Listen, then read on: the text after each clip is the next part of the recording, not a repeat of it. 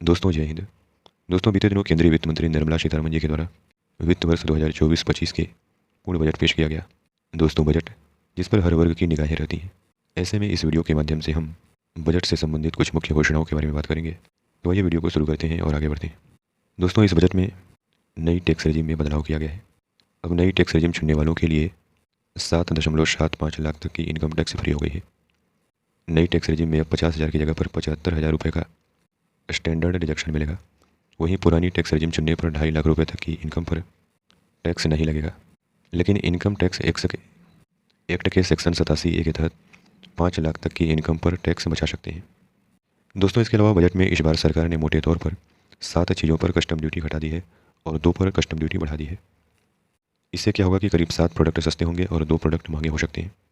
सस्ते होने वाले प्रोडक्ट में मोबाइल फ़ोन, कैंसर की दवाएँ और सोना चांदी है। वहीं प्लास्टिक से जुड़े प्रोडक्ट महंगे हो सकते हैं।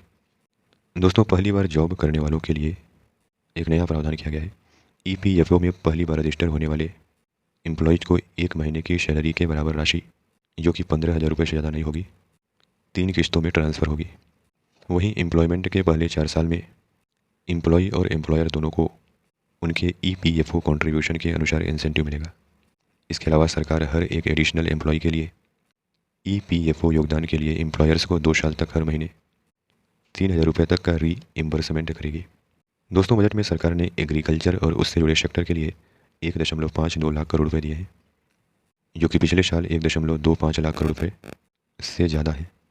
दोस्तों किसानों की लगातार मांग के बाद भी मिनिमम सपोर्ट प्राइस यानी MSP को लेकर बजट में कोई घोषणा नहीं हुई है। वहीं किसान सम्मान निधि की राशि भी नहीं बढ़ाई गई है।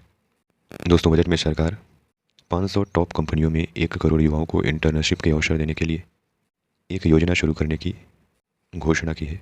इसमें हर महीने 5,000 रुपये इंटर्नशिप भत्ता और 6,000 रुपये की एक मुफ्त सहायता दी जाएगी। इसके साथ ही बजट में मुद्रा लोन की लिमिट को बढ़ाकर दोगुना कर दिया गया है।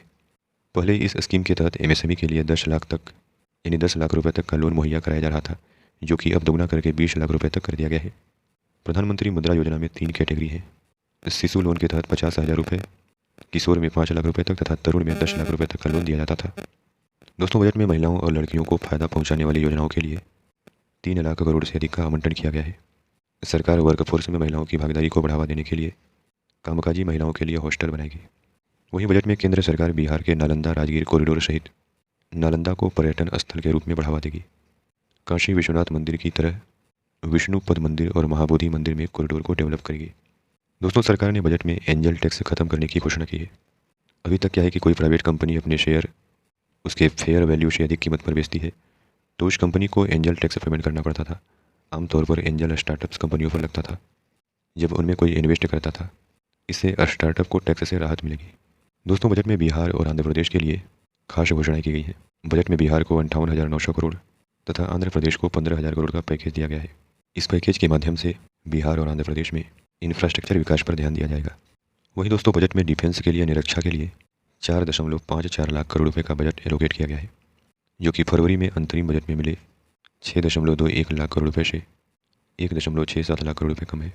इसके अलावा बजट में प्रधानमंत्री सूर्योदय योजना के तहत 1 करोड़ से ज़्यादा घरों को सोलर प्लेट में सब्सिडी देकर के हर महीने 300 यूनिट तक फ्री बिजली देने का फार्मूला की घोषणा भी हुई है। इस बजट में बताया गया है कि पैदा होने वाली सोलर एनर्जी सीधे उस घर को मिलने के बजाय पहले सप्लाई ग्रिड में जाएगी। दोस्तों बजट में प्रधानमंत्री आवास योजना शहरी 2.0 के तहत 10 लाख करोड़ रुपए के निवेश से 1 करोड़ गरीब और मध्यम वर्ग के परिवारों के लिए घर बनाए जाएंगे। वहीं इक्विटी इन्वेस्टमेंट में शॉर्ट टर्म कैपिटल गेन पर टैक्स रेट जो है 15% से बढ़ाकर 20% कर दिया गया है। वहीं लॉन्ग टर्म कैपिटल गेन पर टैक्स की दर 10% से बढ़ाकर के 12.5% करने का ऐलान किया गया है। दोस्तों इसके अलावा स्टूडेंट को हायर एजुकेशन के लिए देश भर की संस्थाओं में एडमिशन के लिए 10 लाख रुपये तक का लोन दिया जाएगा। इसके लिए हर साल 1 लाख छात्रों को वाउचर मिलेंगे और लोन के अमाउंट पर 3% ब्याज सरकार देगी। दोस्तों बजट में प्रधानमंत्री जनजातीय उन्नत ग्राम अभियान शुरू करने की घोषणा की गई है। आदिवासी समुदायों की सामाजिक और आर्थिक स्थिति में सुधार के लिए प्रधानमंत्री जनजातीय उन्नत ग्राम अभियान शुरू किया जाएगा। इस योजना के तहत आकांक्षी जिलों और जनजातीय बहुल गाँवों में जनजातीय परिवारों के पूर्ण कवरेज के लिए कदम उठाए जाएंगे। बजट में कहा गया है कि इस योजना से 63,000 गाँवों को कवर किया जाएगा और 5 करोड़ आदिवासी लोगों को फायदा मिलेगा। दोस्तों इसके अलावा सरकार 2024-25 के लिए पूंजीगत यानी कैपिटल एक्सपेंडिचर के लिए 11.11 लाख करोड़ रुपए देगी, जो कि GDP का 3.4% है। बिहार, झारखंड, पश्चिम बंगाल, उड़ीसा और आंध्र प्रदेश को कवर करते हुए देश के पूर्वी क्षेत्र के डेवलपमेंट के लिए पूर्वोदय योजना शुरू करने की घोषणा की गई है। वहीं बजट में महात्मा गांधी राष्ट्रीय ग्रामीण रोजगार गारंटी अधिनियम यानी मनरेगा के लिए 86,000 करोड़ का प्रावधान किया गया है तथा बजट में पब्लिक प्राइवेट पार्टनरशिप मोड में ई कॉमर्स माध्यम से एक्सपोर्ट को बढ़ावा देने के लिए हब बनाए जाने की घोषणा की गई है।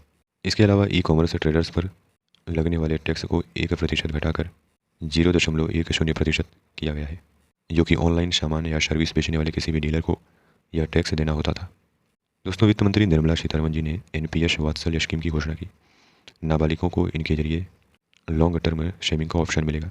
इस स्कीम में माता पिता और अभिभावक बच्चों के लिए निवेश कर सकेंगे और बालिग होने पर अकाउंट रेगुलर एनपीएस में बदल जाएगा। तो दोस्तों, ये बीते दिनों पेश किए गए वित्त वर्ष 2024-25 पूर्ण बजट की कुछ मुख्य बातें थी। उम्मीद करते हैं कि आपको इस वीडियो के माध्यम से काफ़ी कुछ जानने को मिला होगा। धन्यवाद।